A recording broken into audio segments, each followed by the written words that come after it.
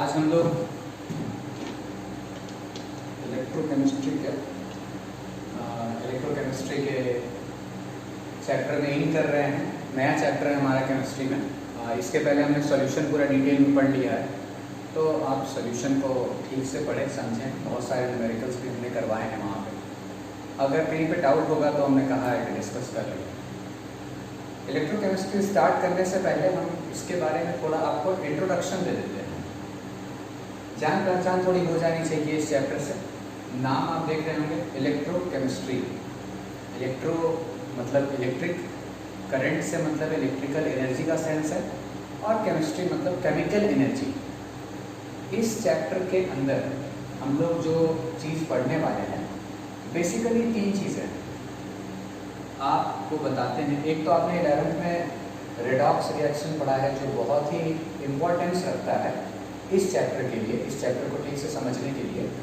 लेकिन अगर oxidation reduction related, redox reaction related कोई भी टॉपिक ऐसा है जो यहाँ पर यूटिलाइज होने वाला है, तो हमारी कोशिश रहेगी कि आपको फिर से एक बार उसके बारे में डिटेल में समझाया जाए, ताकि आपको कहीं पर भी कोई दिक्कत समझने में ना आए। तो 3 चीज़ हम यहाँ लिख रहे हैं। एक इलेक्ट्रोलाइटिक सेल के बारे में पढ़ने वाले हैं हम लोग, ओके। दूसरा हम लोग पढ़ने वाले हैं इलेक्ट्रो केमिकल सेल, ये आपने पहले पढ़ा है, गैल्वेनिक सेल था। और एक टॉपिक हम लोग पढ़ने वाले हैं conductance. Electrolytic cell junior classes में भी था, वहाँ भी आपने देखा है। इलेक्ट्रोलाइटिक सेल और इलेक्ट्रोकेमिकल सेल में जिन चीज़ों के बारे में हम पढ़ेंगे, बेसिकली आप ये समझें कि इलेक्ट्रिकल एनर्जी और इसका चेंज हमें पढ़ना है किसमें, केमिकल एनर्जी। इन दोनों में साइन जो मैंने लगाया है वो इसलिए लगाया है ऐसा वाला कि आपको बताना चाहते हैं कि इस चैप्टर में क्या पढ़ना है। इलेक्ट्रोलाइटिक सेल का ये काम है कि इलेक्ट्रिकल एनर्जी को केमिकल एनर्जी में कन्वर्ट करना, मतलब इलेक्ट्रिसिटी का यूज करते हुए केमिकल रिएक्शन करवाना। एक पहले इलेक्ट्रिसिटी यूज होगी, फिर केमिकल रिएक्शन होगा। और वो कैसा केमिकल रिएक्शन, स्पेशल टाइप का केमिकल रिएक्शन, जिसको आप सब लोग जानते हैं, रेडॉक्स रिएक्शन। एकदम टेंशन नहीं लेना है, आपको सारी बातें बताई जाएंगी दोबारा, बस आप आराम से वीडियो देखते जाना, ठीक से समझते जाना। तो इलेक्ट्रोलाइटिक सेल का मतलब है ऐसा सेल जो इलेक्ट्रिकल एनर्जी को कन्वर्ट करेगा केमिकल एनर्जी में। और इलेक्ट्रोकेमिकल सेल का मतलब है कि वो केमिकल एनर्जी को कन्वर्ट करेगा इलेक्ट्रिकल एनर्जी में। मतलब पहले केमिकल रिएक्शंस होंगे और उन रिएक्शंस के थ्रू हम इलेक्ट्रिसिटी बनाएंगे। ऐसा हमने क्लास 11 में भी इलेक्ट्रोकेमिकल सेल पढ़ाया आपको बहुत डिटेल में। आप ऐसे समझ लो कि फ़ोन के अंदर जो बैटरी है, जब वो हम फ़ोन यूज़ कर रहे होते हैं तो उस समय उस बैटरी का बिहेवियर इलेक्ट्रोकेमिकल सेल की तरह होता है, क्योंकि बैटरी के अंदर केमिकल रिएक्शंस चल रहे होते हैं और उन रिएक्शंस के थ्रू हमें एनर्जी मिल रही होती है। कैसी एनर्जी, इलेक्ट्रिकल एनर्जी। लेकिन जब आप फ़ोन को चार्ज में लगाते हो तो इलेक्ट्रिसिटी के थ्रू वो चार्ज होता है, अंदर केमिकल एनर्जी स्टोर होती है, लेकिन इलेक्ट्रिसिटी पहले यूटिलाइज होती है, उससे केमिकल रिएक्शन होता है। तो उस समय पे आप ऐसा कह सकते हो कि जो बैटरी है वो कैसा बिहेव कर रहा है, जो सेल है वो कैसा बिहेव कर रहा है, इलेक्ट्रोलाइटिक सेल की तरह बिहेव कर रहा है। तो इन दोनों के बारे में हमें डिटेल में पढ़ना है, ये हम आपको सिर्फ इंट्रोडक्शन दे रहे हैं। एक टॉपिक और हमें पढ़ना है थोड़ा डिटेल में, इसको कंडक्टेंस के बारे में पढ़ना है। फिजिक्स से रिलेटेड टॉपिक है। फिजिक्स में आपने पढ़ा होगा रेजिस्टेंस, कंडक्टेंस, परमिटिविटी, रेजिस्टिविटी, आप वो सब चीज़ यहाँ पे फिर से देखेंगे। लेकिन हमें जो यहाँ कंडक्टेंस पढ़ना है वो बेसिकली किसका पढ़ना है, conductance of electrolytic solution. Conductance of electrolytic solution. Electrolytic solution मतलब जैसे NaCl को हमने वाटर के अंदर जब डिजॉल्व कर दिया तो फिर उसके अंदर से इलेक्ट्रिसिटी पास करने लगती है। तो इन्हीं सब चीज़ों के बारे में हमें इस चैप्टर के अंदर हमें पढ़ना है, इलेक्ट्रो केमिस्ट्री में। ये इसका पूरा इंट्रोडक्शन है कि हमें क्या क्या पढ़ना है। अब बिना टाइम वेस्ट किए हम चलते हैं, स्टेप वाइज आपको चीज़ें बताएंगे, आराम से आप पहले 11th के टॉपिक्स को समझिए, ठीक है।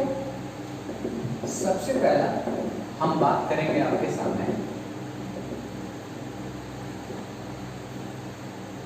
कि हमने यहाँ सेल का नाम तो ले लिया कि सेल के बारे में पढ़ना है, ये सेल इलेक्ट्रोलाइटिक इलेक्ट्रोकेमिकल सेल। सबसे पहले हम आपको ये कहना चाहते हैं कि ये जो सेल है, ये सेल किन चीज़ों से मिलकर बना होता है। तो एक सेल को बनाने के लिए हमें दो हाफ सेल की जरूरत पड़ती है। हम लिख देते हैं यहाँ पे आपको समझाने के लिए, half cell 1 and half cell 2। अब ये हाफ सेल क्या है? हाफ सेल को ना इलेक्ट्रोड कहा जाता है।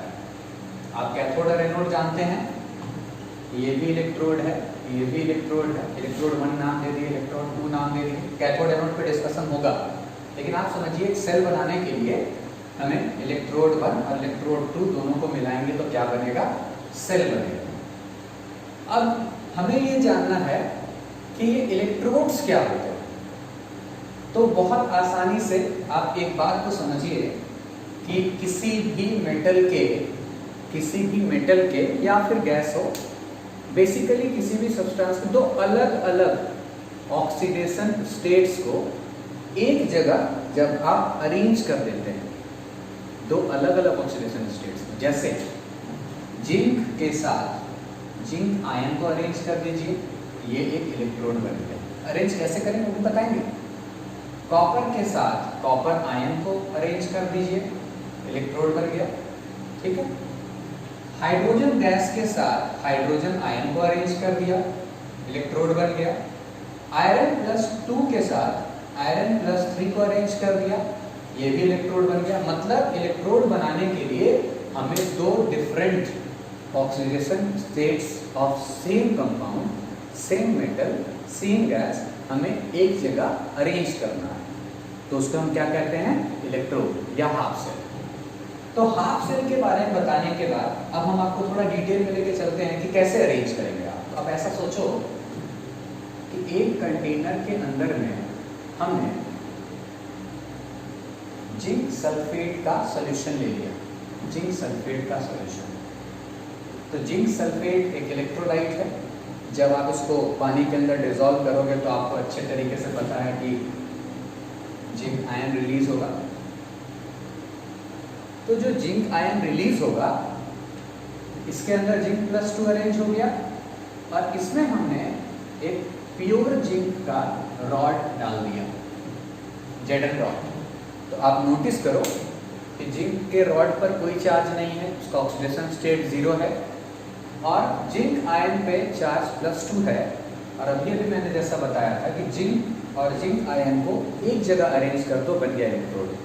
वैसे ही आप कॉपर सल्फेट के सॉल्यूशन के अंदर कॉपर का रॉड डाल सकते हो, वो भी इलेक्ट्रोड हो जाएगा। हाइड्रोजन आयन का कोई सॉल्यूशन ले लो, जैसे वाटर के अंदर HCl डिसॉल्व कर लो, H+ आयन आपको मिल जाएगा, उसमें आप हाइड्रोजन गैस को किसी भी तरीके से अरेंज करो, इलेक्ट्रोड बन जाएगा। तो ये तरीका है इलेक्ट्रोड बनाने का या फिर हाफ सेल बनाने का, जैसा कि आपको बता रहे हैं।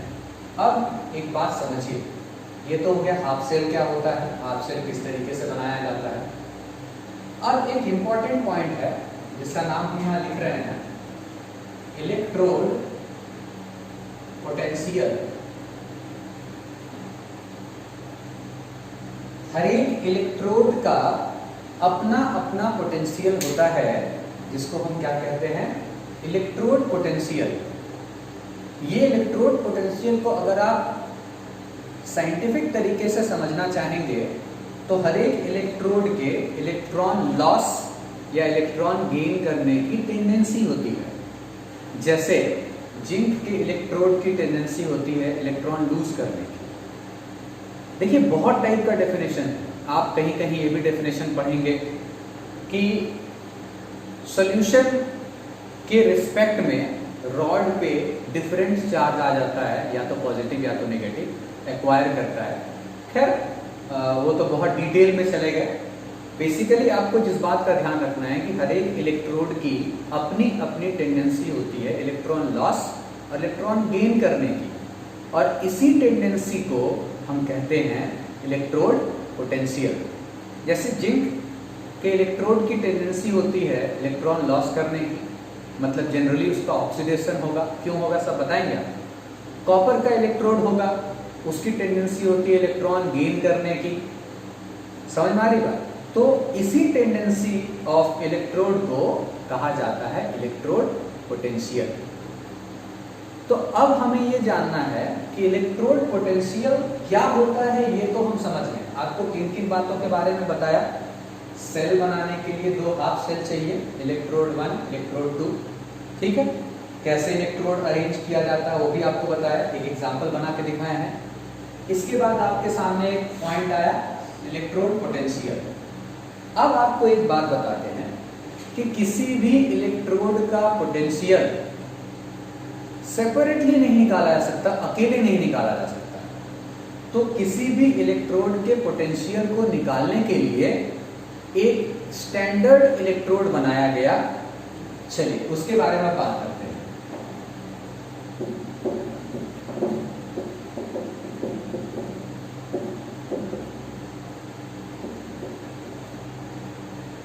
हम यहां लिख रहे हैं स्टैंडर्ड हाइड्रोजन इलेक्ट्रोड। ये सब 11 के पॉइंट्स हैं, हम बस आपको रिवीजन करा रहे हैं। SHE या NHE भी लिखा हुआ मिलता है, normal hydrogen electrode. Standard hydrogen electrode वो इलेक्ट्रोड है जिसके साथ कनेक्ट करके किसी भी इलेक्ट्रोड का पोटेंशियल मेजर किया जाता है। बहुत ही इंपॉर्टेंट बात, इस बात का ध्यान रखना है कि स्टैंडर्ड हाइड्रोजन इलेक्ट्रोड कैसे बनाया गया। देखिए, एक कंटेनर के अंदर में हमने HCl का 1 मोलर सॉल्यूशन लिया। इस बात का ध्यान रखें, 1 मोलर मतलब 1 मोल पर लीटर, ठीक है। 1 मोल पर लीटर हमने HCl का सॉल्यूशन लिया। इस रीजन से यहाँ H+ आयन आ गया, और अब हमने यहाँ एक ऐसा ट्यूब लगाया और यहाँ से हाइड्रोजन गैस इन करने का अरेंजमेंट किया। इस हाइड्रोजन गैस का प्रेशर याद रखिए कि आपको 1 बार ही रखना है। उसके बाद यहाँ पर हमने टेम्परेचर जो है वो भी स्टैंडर्ड रखना है 25 डिग्री सेल्सियस, ठीक है। तो 3 चीज हमने बताया। प्रेशर ऑफ हाइड्रोजन गैस 1 बार होना चाहिए, स्टैंडर्ड केस है ये। HCl का मोलर कंसंट्रेशन 1 मोल होना चाहिए, temperature must be 25 degree Celsius. और अब हम यहाँ पर एक वायर के थ्रू एक प्लैटिनम का सीट लगा देते हैं। ये हमने इसलिए लगाया है क्योंकि गैस में तो करंट पास होता नहीं, तो हमने यहाँ पर एक इलेक्ट्रिकल कंडक्टिविटी बनाने के लिए एक यहाँ मेटल का प्लेट वायर के थ्रू लगा दिया। अब आपको इस बात का ध्यान रखना है कि स्टैंडर्ड हाइड्रोजन इलेक्ट्रोड जो आपके सामने ये बना हुआ है, इसी इलेक्ट्रोड से कनेक्ट करके, जैसे आपको यहाँ एक जिंक का इलेक्ट्रोड दिख रहा है, यहाँ आपको स्टैंडर्ड हाइड्रोजन इलेक्ट्रोड दिख रहा है, आप इन दोनों को कनेक्ट करें, बीच में एक आप गैल्वेनोमीटर लगा दें ताकि आप ये मेजर कर सकें कि क्या वोल्ट वहां पे आ रहा है। रिजल्ट में वोल्ट मीटर लगा दें तो आप मेजर कर पाएंगे कि वहां पे कितना वोल्ट नजर आ रहा है। हर एक बैटरी का, हर एक सेल का आप देखते हो ना, बैटरी पे लिखा रहता है 2.5 वोल्ट, 3 वोल्ट। तो यही मेजर करना है और उसी को कहा जाता है इलेक्ट्रोड पोटेंशियल। लेकिन इलेक्ट्रोड पोटेंशियल को मेजर करने के लिए हमें इलेक्ट्रोड को, किसी भी इलेक्ट्रोड को किसके साथ कनेक्ट करना है, स्टैंडर्ड हाइड्रोजन इलेक्ट्रोड के साथ, और देखना है कि क्या उसका इलेक्ट्रोड पोटेंशियल निकल के आ रहा है। इस बात का आपको ध्यान रखना है कि यहाँ पर भी कंसंट्रेशन 1 मोलर होना चाहिए। ये स्टैंडर्ड केस है। हमारे बुक्स में जो भी वैल्यूज दिए रहते हैं अगर वो स्टैंडर्ड केस वाले हैं मतलब कि 1 मोलर कंसंट्रेशन है, लेकिन अगर केस स्टैंडर्ड नहीं होगा तो फिर उसके लिए अलग तरीके से सॉल्विंग करनी पड़ती है, वो भी आपको हम बताएंगे। लेकिन फिलहाल पहले तो आप इस बात पे ध्यान दें कि स्टैंडर्ड केस क्या है। अब आपको हम ये बताते हैं कि जिंक के इलेक्ट्रोड का इलेक्ट्रोड पोटेंशियल मेजर किया गया और स्टैंडर्ड केस में मेजर किया गया, इसको लिखा कैसे जाता है? इसको ऐसे लिखा जाता है।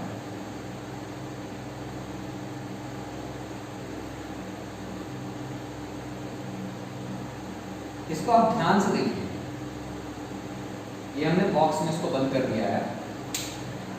ये जो आप साइन देख रहे हैं E, और यहाँ पर आप साइन देख रहे हैं 5 उल्टा लिखा हुआ है, ये स्टैंडर्ड का साइन है। स्टैंडर्ड केस मतलब ये जो वैल्यू निकाली गई है -0.76 वोल्ट, और माइनस में आने का मतलब है कि इसका इलेक्ट्रोड पोटेंशियल हाइड्रोजन से इतना कम था, क्योंकि हाइड्रोजन वाले का जो स्टैंडर्ड है वो है 0.00 वोल्ट, ये मान लिया गया। तो अगर कोई इससे कम है तो उसको माइनस में लिखा गया है, अगर कोई इससे ज्यादा आया तो उसको प्लस में लिखा गया है, ठीक है। और बहुत ही इंपॉर्टेंट चीज कि ये जो पोटेंशियल निकाला गया है, ये पोटेंशियल लिखा हुआ है, ये स्टैंडर्ड पोटेंशियल है, और इसको दो तरीके से आप लिख सकते हैं। जब इलेक्ट्रोड पोटेंशियल निकाला जाता है तो आप इसको दो तरीके से लिख सकते हैं। एक तो हमने आपको अभी लिख के दिखाया, एक हम आपको और अभी लिख के दिखा रहे हैं। E5 Zn+2। आप एक बात पर ध्यान दें कि यहाँ जिंक से जिंक आयन बना है, जिंक से जिंक आयन मतलब ऑक्सीडेशन हुआ है, तो ये कैसा पोटेंशियल है? Oxidation potential. यहाँ देखिए जिंक आयन से जिंक मतलब रिडक्शन हुआ है, क्योंकि चार्ज कम हुआ, +2 से 0 हो गया, रिडक्शन हुआ, तो ये कैसा है? Reduction potential. तो दो तरह के इलेक्ट्रोड पोटेंशियल्स होते हैं, एक रिडक्शन पोटेंशियल और एक ऑक्सीडेशन पोटेंशियल। इन दोनों में इतना ही डिफरेंस है कि अगर रिडक्शन वाला माइनस में है तो ऑक्सीडेशन वाला प्लस में होगा, अगर ऑक्सीडेशन वाला माइनस में है तो रिडक्शन वाला प्लस में होगा, मतलब सिर्फ साइन का डिफरेंस होगा। तो आपको भी बहुत सारी चीजें मैंने बोल दी, और सारा 11th का टॉपिक है, इसलिए आज सब एक ही बार में बता दे रहे हैं आपको, फिर 12th वाला टॉपिक अगले क्लास से हम लोग स्टार्ट करेंगे। लेकिन उसके पहले आप इन सबको इस वीडियो को बहुत ध्यान से देखिएगा ताकि सब याद आ जाएगा। तो अभी आपको बताया सेल, हाफ सेल बताया आपको, इलेक्ट्रोड कैसे बनता है, दो अलग अलग ऑक्सीडेशन स्टेट्स को एक जगह अरेंज कर लो। उसके बाद आपको एक अरेंज भी करके दिखाया, इलेक्ट्रोड्स की जो इलेक्ट्रॉन लॉस और गेन करने की जो टेंडेंसी होती है उसको इलेक्ट्रोड पोटेंशियल बोलते हैं। नेक्स्ट, किसके साथ कनेक्ट करेंगे कि स्टैंडर्ड इलेक्ट्रोड पोटेंशियल पता चलेगा, उसके लिए स्टैंडर्ड हाइड्रोजन इलेक्ट्रोड हमने बनाना बताया आपको। यहाँ प्लैटिनम का सीरीज जो मैं यहाँ से मिटा चुका हूँ, आपको PDF मिल चुका है पहले, तो यहाँ प्लैटिनम के वायर से लगा हुआ है। क्या स्टैंडर्ड केसेस फॉलो करना पड़ेगा, उस पर भी ध्यान देना है आपको। साथ में जैसे कनेक्ट किया तो पता चला कि भाई इसका जो इलेक्ट्रोड पोटेंशियल है ये हाइड्रोजन वाले से 0.76 वोल्ट कम है, इसलिए हमने लिखा माइनस। अब आपको ये बताया कि ऑक्सीडेशन पोटेंशियल भी होता है, रिडक्शन पोटेंशियल भी होता है। आप लिखा हुआ देख के जान जाइएगा कि ये कौन सा ऑक्सीडेशन पोटेंशियल है, कौन सा रिडक्शन पोटेंशियल है। अब एक और इम्पोर्टेंट चीज हमारे लिए जो काम का है वो है reduction potential. Standard electrode potential लिखा हो या फिर स्टैंडर्ड रिडक्शन पोटेंशियल लिखा हो, एक ही बात है। मतलब अगर कहीं न्यूमेरिकल में कुछ नहीं दिया है, सिर्फ बोला है कि इलेक्ट्रोड पोटेंशियल इतना है, तो आपको समझना होगा कि वो रिडक्शन पोटेंशियल दिया हुआ और वही हमारे काम का है, रिडक्शन पोटेंशियल। समझ में आ रही बात? अगर कहीं क्वेश्चन में ऐसा लिख करके दिया है तो आपको समझ जाना होगा कि ये ऑक्सीडेशन पोटेंशियल है, we have to convert it into reduction potential, और उसके लिए हमें उसका साइन चेंज कर देना है न्यूमेरिकल में यूज करने के लिए। अब आप सोच रहे होंगे कि क्या ये वैल्यूज हमें याद करनी है, तो बिल्कुल नहीं, ये वैल्यूज क्वेश्चन में दिया हुआ रहेगा हमेशा आपको। लेकिन फिर भी आपको ये बता रहे थे कि क्या होता है रिडक्शन पोटेंशियल। इस तरीके से आप कॉपर का भी समझ सकते हैं कि कि अगर कॉपर वाला होता, कॉपर आयन से कॉपर, तो ये प्लस 0.34 वोल्ट। ये सब बहुत यूज होने वाला है, इसलिए हम आपको सामने इसका नाम ले रहे हैं। एल्युमिनियम आयन से एल्युमिनियम बनेगा, Al+3 to Al। तो आप ये समझिए पहले कि इलेक्ट्रोड पोटेंशियल क्या होता है। स्टैंडर्ड इलेक्ट्रोड पोटेंशियल दिया हो या स्टैंडर्ड रिडक्शन पोटेंशियल दिया हो, एक ही बात है। तो ये सारी चीजें समझने के बाद अब हम एक आखिरी टॉपिक पे आते हैं आज के क्लास में। रिडक्शन पोटेंशियल आपको बता दिया, ऑक्सीडेशन पोटेंशियल आपको बता दिया। काम का कौन है, स्टैंडर्ड रिडक्शन पोटेंशियल बोले या स्टैंडर्ड इलेक्ट्रोड पोटेंशियल बोले, बात एक ही है। अगर कहीं ऑक्सीडेशन लिख के दिया, ऐसा प्रेजेंटेशन है तो ऑक्सीडेशन है, आप कन्वर्ट कर लो साइन चेंज करके, ओके। अब इस स्टैंडर्ड हाइड्रोजन इलेक्ट्रोड से कनेक्ट करके अलग अलग इलेक्ट्रोड्स का पोटेंशियल निकाल लिया गया, स्टैंडर्ड इलेक्ट्रोड पोटेंशियल निकाल लिया गया, और उन सारे वैल्यूज को एक सीरीज में लगा दिया गया है। आप सीरीज को पॉजिटिव से नेगेटिव की तरफ देखो, मतलब सबसे कम से सबसे ज्यादा जाओ या सबसे ज्यादा से सबसे कम वैल्यूज पर आओ धीरे धीरे। उस सीरीज को जिसमें सबको अरेंज किया गया है उसका नाम है इलेक्ट्रोकेमिकल सीरीज। जैसा कि आपको याद आ रहा होगा कि 11th में आपने ये सब पढ़ा होगा, नाम क्या है, इलेक्ट्रोकेमिकल सीरीज, जिस सीरीज में अलग अलग इलेक्ट्रोड्स का इलेक्ट्रोड पोटेंशियल रखा गया है, तो उसको हम क्या कहते हैं, इलेक्ट्रोकेमिकल सीरीज। तो आपको आज मैंने जो भी चीजें बताई हैं वो बिल्कुल इंट्रोडक्टरी क्लास है। इंट्रोडक्शन में मैंने आपको बताया कि इलेक्ट्रोकेमिस्ट्री में किस किस टॉपिक के बारे में पढ़ना है, और उन टॉपिक्स को पढ़ने के लिए 11th के जिन पॉइंट्स का रिक्वायरमेंट था वो भी आपको बता दिया है। आप वीडियो को ध्यान से देखें, समझें, और अगर कहीं डाउट हो तो आप हमारे लाइव डिस्कशन क्लास में आकर के वहां पर पूछ सकते हैं। Okay, thank you.